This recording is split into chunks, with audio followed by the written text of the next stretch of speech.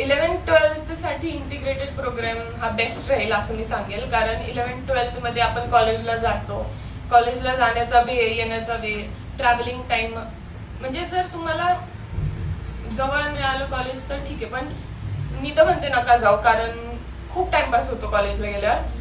आणि माझ्या घरातच मी 2 उदाहरणं पाहिली आहेत कॉलेजला जाऊन त्यांचं काय झालंय. सो मी तर नकारच दिलता कॉलेजला जायला. आणि त्यात त्यांसाठी कोचिंग क्लासेसने मला इंटिग्रेटेड प्रोग्राम घेण्याची संधी दिली. सो मग मी तिथे जॉईन झाले 11वीत.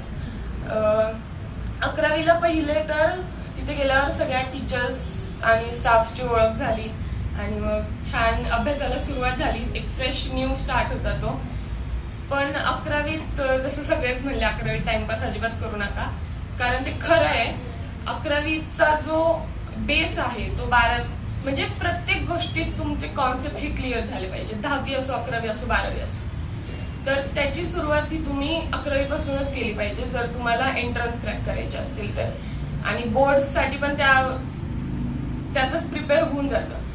तर 11वी आणि 12वी हे 2 वर्ष असे आहेत जे तुम्हाला डे 1 पासून कन्सिस्टंट राहावंच लागतं. म्हणजे तुमचा अभ्यासाचा टाइम असेल, प्रोग्रेस असेल, ती वाढलीच पाहिजे. आणि डेली एमसीक्यू प्रॅक्टिस हा एकच मंत्र आहे त्यासाठी, जर तुम्हाला एंट्रन्स क्रॅक करायची असेल तर. डेली ऍटलिस्ट 10 एमसीक्यूज, ऍटलिस्ट, म्हणजे मिनिमम 10 एमसीक्यूज हे तुमचे झालेच पाहिजेत. आणि क्लासमध्ये तर ते होतातच, पण त्याशिवाय तुम्ही घरी प्रॅक्टिस करणं हे खूप जास्त महत्वाचं आहे.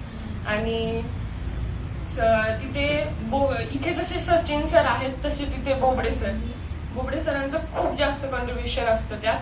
आणि ते प्रत्येक वेळेस क्लासमध्ये येऊन तुम्हाला गाईड करत असतात की ही अपॉर्च्युनिटी आहे, इथे तुम्ही ही एंट्रन्स देऊ शकता. किंवा वेगवेगळ्या परीक्षा असतात ज्यांचं आपल्याला नॉलेज नसतं, पण आता त्यांना सगळ्याच गोष्टींचं नॉलेज आहे. सो ते आपल्यापेक्षा खूप मोठे आहेत आणि त्यांचा अनुभव पण खूप जास्त आहे. आणि तो आपल्यासाठी अनुभव हा लाख मोलाचा आहे असं म्हणेल मी.